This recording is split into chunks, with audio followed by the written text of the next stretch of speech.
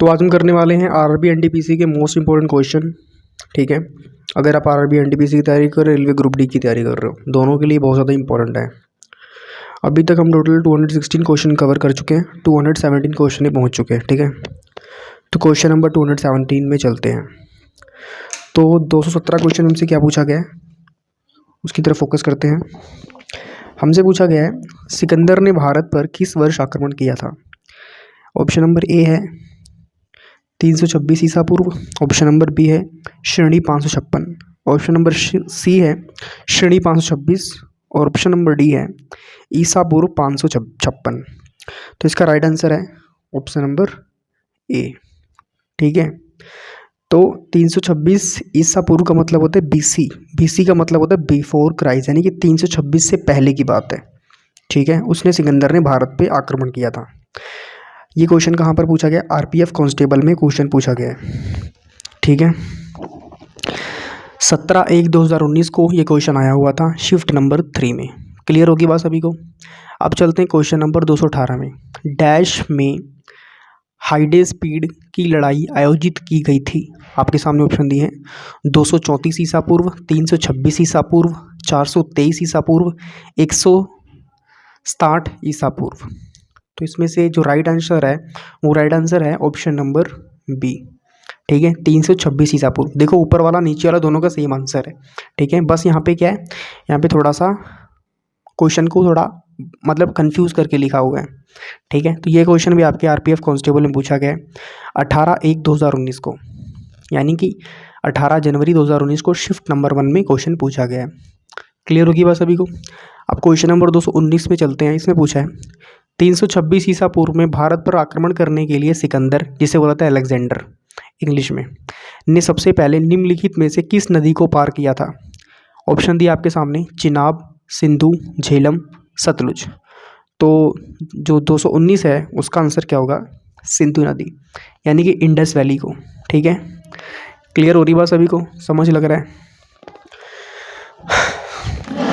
अब देखो एक बात और बता देता हूँ, इनके साथ साथ हम कुछ डिटेल से क्वेश्चन करेंगे। मुझे मैसेज आ रहे थे करंट अफेयर्स के बारे में, तो हम जल्दी करंट अफेयर भी अच्छे से कवर कर लेंगे। ठीक है, मैं आपको इंपॉर्टेंट चीज़ें सारी करवा दूंगा, तो टेंशन बिल्कुल भी नहीं लेनी है, बस मन लगा के पढ़ाई करनी है। अब चलते हैं नेक्स्ट क्वेश्चन की तरफ। नेक्स्ट क्वेश्चन हमारा किससे रिलेटेड है, नेक्स्ट क्वेश्चन हमारा रिलेटेड है मौर्य साम्राज्य से। ठीक है, किससे रिलेटेड है, मौर्य साम्राज्य से। थोड़ा सा बुक को मैं सेट कर लेता हूँ। अब ठीक है, थोड़ा सा फ़ोन इधर कर लेते हैं। अब ठीक है, तो क्वेश्चन हमारे पास मौर्य साम्राज्य का है। मौर्य साम्राज्य से क्वेश्चन पूछे जाते हैं। सम्राट अशोक किसके उत्तराधिकारी थे। ठीक है, क्वेश्चन नंबर 220वां ये है, सम्राट अशोक जो से थे, सम्राट मतलब होता है राजा, राजा अशोक किसके उत्तराधिकारी थे। चंद्रगुप्त मौर्य के, बिंदुसार के, सुशील के, दशरथ के। तो इसमें से राइट आंसर क्या होगा, ऑप्शन नंबर बी के, बिंदुसार के उत्तराधिकारी थे। ठीक है, अब देखो जो आप देखते होगे कि अशोक चक्र में जो तिरंगे में जो बीच में गोला बना होता है, अशोक चक्र जिसे बोलते हैं, वो सम्राट अशोक की निशानी है। ठीक है, ये क्वेश्चन आपके आरआरबी एनटीपीसी स्टेज 1 में पूछा गया है 28/3/2016 में शिफ्ट 1 के अंदर। क्लियर। अब चलते हैं क्वेश्चन नंबर 221 की तरफ। क्वेश्चन नंबर 221 में चलते हैं। इसमें लिखा है चाणक्य का एक अन्य नाम क्या था। देववर्मन, विष्णुगुप्त, रामगुप्त, वज्रसेवर। तो जो 221 का आंसर है वो है ऑप्शन नंबर बी, विष्णुगुप्त। ठीक है, चाणक्य का दूसरा नाम क्या था, विष्णुगुप्त नाम था। क्लियर होगी बस सभी को। ये क्वेश्चन आपके आरआरबी एनटीपीसी स्टेज 1 में पूछा जा चुका है 28/3/2016 को ये क्वेश्चन आया हुआ था शिफ्ट नंबर 3 के अंदर। क्लियर। क्वेश्चन नंबर 222 के अंदर चलते हैं। महान सम्राट अशोक किस वंश के थे। पूछा गया जो महान सम्राट अशोक थे वो किस वंश से थे। मौर्य वंश, मुगल वंश, गुप्त वंश, चोल वंश। बहुत ही इजी क्वेश्चन है ये, इसका सीधा सीधा आंसर है ऑप्शन नंबर ए, मौर्य वंश। ठीक है, आरआरबी एनटीपीसी स्टेज 1 में क्वेश्चन पूछा गया है 2/4/2016, यानी कि 2 अप्रैल 2016 को शिफ्ट 1 में ये क्वेश्चन आया हुआ है। क्लियर। क्वेश्चन नंबर 223 की तरफ चलते हैं। मौर्य वंश का अंतिम सम्राट कौन था। चंद्रगुप्त मौर्य, अशोक सम्राट, बृहद्रथ या शतधन्वन। तो इसका राइट आंसर है ऑप्शन नंबर सी, बृहद्रथ। ठीक है। जो बृहद्रथ था वो मौर्य वंश का अंतिम शासक था, अंतिम राजा था, अंतिम सम्राट था। ओ सॉरी यार, आपको तो दिखा ही नहीं ना। चलो दोबारा पढ़ते हैं क्वेश्चन नंबर 223। मौर्य वंश का अंतिम सम्राट कौन था? चंद्रगुप्त मौर्य, अशोक, बृहद्रथ, शत, धनवन। तो इसका राइट आंसर है ऑप्शन नंबर सी, बृहद्रथ। ठीक है, जो बृहद्रथ था वह मौर्य वंश का अंतिम सम्राट था। आरआरबी एनटीपीसी स्टेज 1 में ये क्वेश्चन आया हुआ है 2/4/2016 शिफ्ट नंबर 3 के अंदर। ऐसा नहीं कि ये क्वेश्चन सिर्फ 2016 में उसके बाद नहीं पूछा गया, उसके बाद भी क्वेश्चन पूछे गए हैं, बट वो अलग अलग गवर्नमेंट एग्जाम में पूछे गए हैं। इसमें सिर्फ रेलवे के इंपॉर्टेंट क्वेश्चंस दिखाए जा रहे हैं। ठीक है, आगे चलते हैं। क्वेश्चन नंबर 224, क्वेश्चन नंबर 224 की तरफ चलते हैं। देखो इसमें क्या लिखा हुआ है, किस वंश ने मौर्य वंश की जगह ली? किस वंश ने मौर्य वंश की जगह ली? वंश को इंग्लिश में बोलते हैं डायनेस्टी। ठीक है, आपके सामने ऑप्शन है शुंग वंश ने, गुप्त वंश ने, शिशुनाग वंश ने, चोल वंश ने। तो इसका राइट आंसर होगा ऑप्शन नंबर ए, शुंग वंश ने। ठीक है, जो शुंग वंश था उसने क्या करी थी, मौर्य वंश की जगह ली थी। क्लियर, ये क्वेश्चन आपके आरआरबी एनटीपीसी स्टेज 1 में पूछा जा चुका है। कब क्वेश्चन आपसे पूछा गया था? 12/4/2016 को शिफ्ट 2 के अंदर। ठीक है, यानी कि 12 अप्रैल 2016 की शिफ्ट 2 के अंदर पूछा जा चुका है। और ऐसा नहीं कि ये क्वेश्चन सिर्फ रेलवे में पूछे जा रहे हैं, अलग अलग गवर्नमेंट एग्जाम में नहीं पूछे जा रहे हैं। अलग अलग गवर्नमेंट एग्जाम में ये क्वेश्चन अभी भी 2025 तक रिपीटेड हो रहे हैं। ठीक है, क्योंकि जो हमारा प्राचीन इतिहास है, जो हमारी प्राचीन एंशियंट हिस्ट्री है जो हमारी, वो कंटिन्यूसली रिपीट होती रहती है, क्योंकि ये हम एक्सपैंड नहीं कर सकते, इसको हम बड़ा नहीं कर सकते। जो हो गया सो हो गया, है ना। तो इसलिए चीज़ें पूछी जाती हैं, मगर एक अलग तरीके से पूछी जाती हैं, जिससे कि जो लोग रट्टा मार के याद करते हैं, बिना सोचे समझे पढ़ के, मतलब बिना सोचे समझे याद करते हैं, ढंग से पढ़ाई नहीं करते, वो लोग फंस जाते हैं। और जो लोग समझ के पढ़ते हैं वो उनकी नैया पार हो जाती है। ठीक है, अब चलते हैं क्वेश्चन नंबर 225 की तरफ। थोड़ा सा आगे कर देते हैं। आई थिंक अब ठीक है, एक सेकेंड, अब ठीक है। क्वेश्चन नंबर 225 हमसे क्या पूछा गया है?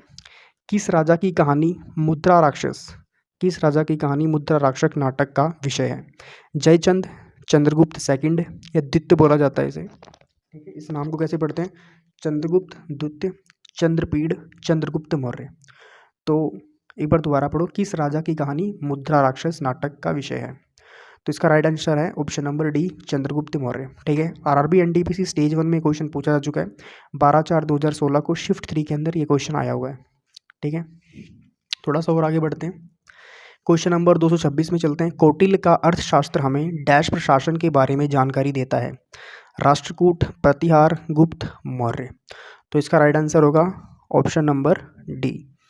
ठीक है, जो कौटिल्य का अर्थशास्त्र है हमें मौर्य प्रशासन के बारे में जानकारी देता है। मौर्य प्रशासन के बारे में बताता है कि मौर्य जो प्रशासन था, जो काल था मौर्य का, जो मौर्यों का टाइम था, एम्परर था, वो कैसा था। ये सारी चीज़ें हमें कौन बताता है? कौटिल्य के अर्थशास्त्र बताते हैं हमें। ठीक है, आगे चलते हैं नेक्स्ट क्वेश्चन की तरफ। चलिए नेक्स्ट क्वेश्चन की तरफ चलते हैं। क्वेश्चन नंबर 227 हमसे क्या पूछा गया है? चंद्रगुप्त का पुत्र डैश मौर्य साम्राज्य के सिंहासन पर बैठने वाला दूसरा शासक था। तो जो चंद्रगुप्त का बेटा था उसके बारे में बताना है। तो चंद्रगुप्त का बेटा कौन था? बिंबिसार था। ठीक है, चंद्रगुप्त के बेटे क्या नाम था? बिंबिसार है। ठीक है, और ये क्वेश्चन आपके आरआरबी ग्रुप डी में आया हुआ है। कब आया? 8/10/2018 में, यानी कि 8 अक्टूबर 2018 में शिफ्ट 1 में क्वेश्चन पूछा चुका है। ठीक है मेरे भाई, आगे चलते हैं। क्वेश्चन नंबर 228 में, डैश मौर्य साम्राज्य की राजधानी थी? ऑप्शन आपके सामने दिए हुए हैं, आपने बताना है। मगध, पाटलिपुत्र, तक्षशिला, नालंदा। इनमें से कोई एक आपका आंसर है क्वेश्चन नंबर 28 का। तो क्या होगा आंसर, फटाफट से बताइए। इसका आंसर है पाटलिपुत्र। ठीक है, जो पाटलिपुत्र है वो मौर्य साम्राज्य की राजधानी थी। ये भी क्वेश्चन आपके आरआरबी ग्रुप डी में पूछा गया है 15/10/2018 को, यानी कि 15 अक्टूबर 2018 की शिफ्ट 1 में क्वेश्चन पूछा आ चुका है। अब देखो सीधी सी बात है, ऐसा मत समझना कि आप सिर्फ रेलवे ग्रुप डी वाले ही ये क्वेश्चन पढ़ेंगे, एनटीपीसी वाले नहीं पढ़ेंगे। सीधी सी बात है, देखो आरआरबी आगे लिखा है ना, तो मतलब ये सारे के सारे क्वेश्चन कभी भी रेलवे किसी एग्जाम में अपने पूछ सकता है। चाहे वो सीएचएसएल में पूछ ले, सीपीयू में पूछ ले, कहीं भी घुमा के पूछ सकता है। ठीक है, समझ रहे हो मेरी बात? कंडक्ट तो टीसीएस ही करवा रही है ना, तो ये सारी चीज़ें हमें देखनी है। ठीक है, आगे चलते हैं थोड़ा सा। अब देखो यहाँ पे क्वेश्चन हमसे क्या पूछा गया है? क्वेश्चन नंबर 229 में चलते हैं। 229 क्वेश्चन में क्या पूछा गया है? सम्राट अशोक डैश का पुत्र था जो मौर्य वंश से संबंधित था। हमें बताना है सम्राट अशोक के पापा का नाम। चंद्रगुप्त मौर्य, चंद्रगुप्त द्वितीय, बिंबिसार, बिंदुसार। तो इसका राइट आंसर क्या होगा? Option number D. जो सम्राट अशोक थे वो बिंदुसार के बेटे थे। और ये क्वेश्चन आपके आरआरबी ग्रुप डी में पूछा गया है। कब पूछा गया है? 15/10/2018 में शिफ्ट 2 में ये क्वेश्चन आया हुआ है। क्लियर होगी बात सभी को? अब देखो एक बात और बताता हूँ, एक क्वेश्चन हम और कर लेते हैं 230। तो प्रश्न 230 में चलते हैं। हमसे क्वेश्चन 230 में क्या पूछा गया है? प्रसिद्ध कलिंग युद्ध ने सम्राट अशोक को युद्ध छोड़ने और बौद्ध धर्म अपनाने के लिए प्रेरित किया था।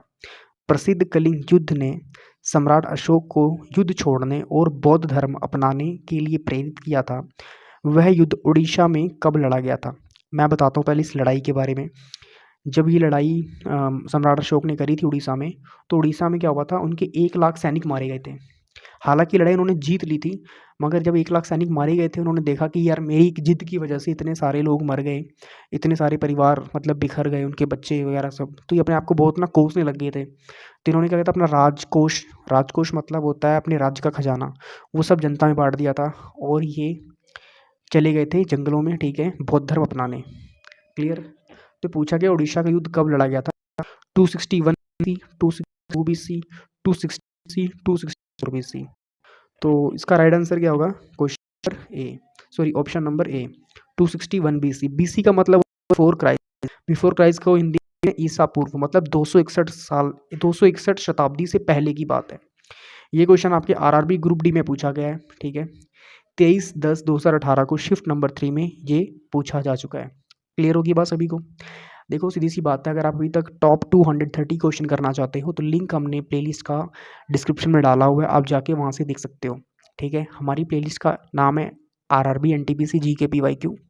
आप जाके देखो, फ्री ऑफ कॉस्ट है, और नंबर 1 क्वालिटी कंटेंट हमने अपलोड करा हुआ है। आप लोग की बहुत ज़्यादा हो जाएगी उसमें, ठीक है। चलिए ठीक है, मिलते हैं वीडियो में। गुड बाय, टेक केयर, जय Shri Ram and all the very best for your railway exams.